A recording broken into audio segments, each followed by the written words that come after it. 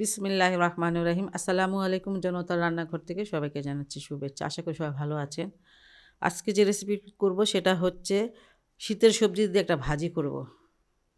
সেজন্য এখানে দিয়ে দিলাম 2টা পেঁয়াজ, আর পেঁয়াজগুলো একটু হালকা করে ভেজে নিব।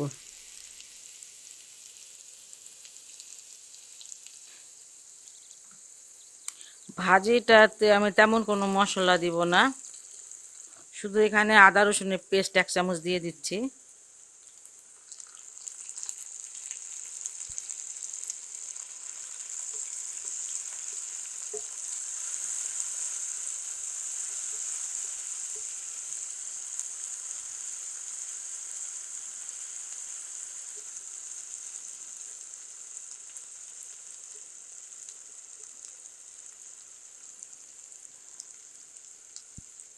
পেঁয়াজের সাথে আদা রসুন পেস্টটা একটু ভেজে নিলাম, আর এখন দিয়ে দিচ্ছি পেঁয়াজের ফুল।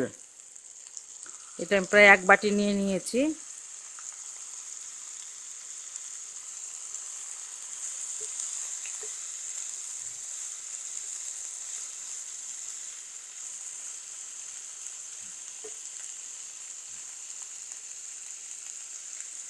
স্বাদ মতন লবণ দিয়ে দিব।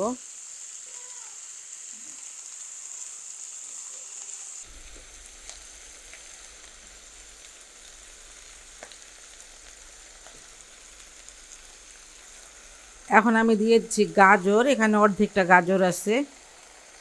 বাজারে অনেক রকম সবজি পাওয়া যায়, আপনারা যেমন খুশি তেমন সবজি কিনে ভাজিটা করবেন। আমার ঘরে এগুলো ছিল, আরও ছিল, কিন্তু এটাই আমার পছন্দ হলো, সেজন্য এটাই দিলাম।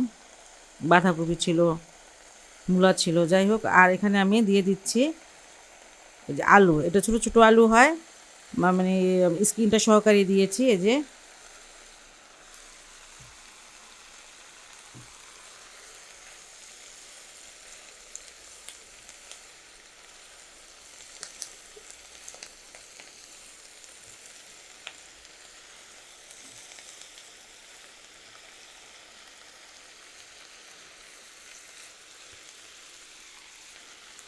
এখানে আমি ব্রোকলি অর্ধেকটা নিয়ে নিয়েছি।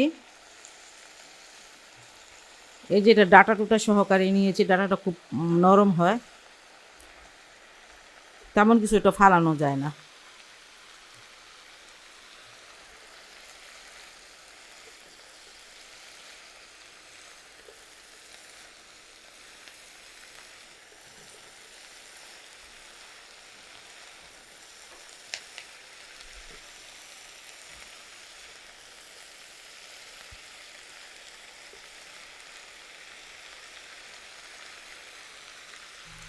এখানে আমি 2 ধরনের টমেটো নিয়ে নিয়েছি, এটা একটা কাঁচা টমেটো নিয়েছি, এটা দিয়ে দিচ্ছি।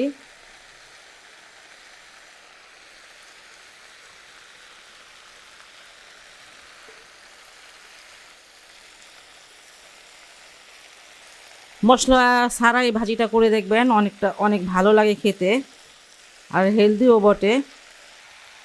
এটাতে আমি কোনো শুকনো মরিচ দিব না, এই জন্য 8-10টার মতন আমি কাঁচা মরিচটা দিয়ে দিলাম।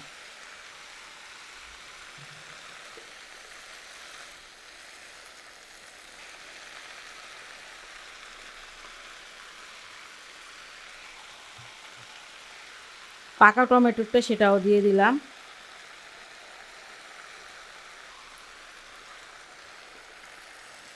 টমেটোগুলো আমি একটু বড় সাইজ করে কেটেছি, এটা গলে যাবে সেজন্য।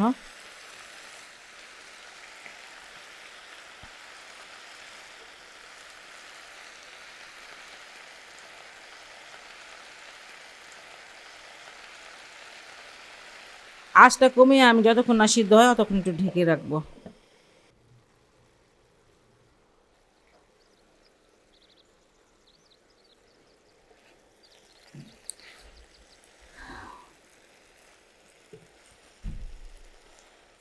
এই ভাজিটাতে আমি কোনো পানি দিই নাই, এই সবজি থেকে যেটুকু পানি বের হয়েছে সেটা দিয়ে এটা সিদ্ধ হয়ে গেছে। মনে হইতে সিদ্ধ হয়েছে, আর না হলে আর 2-3 মিনিট রাখবো আর কি।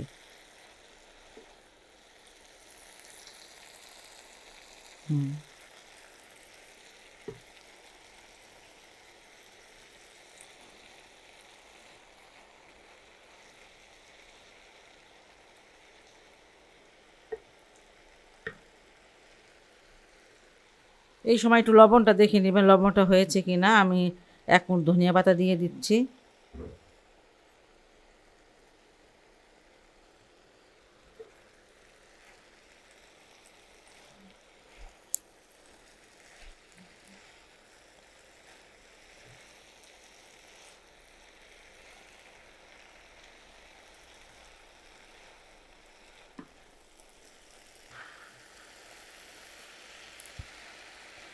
ভাজিটা সব সবজিগুলো সিদ্ধ হয়ে গেছে, আর তেমন কিছু আর সিদ্ধ করার নাই এখানে, সব কিছু সিদ্ধ হয়ে গেছে।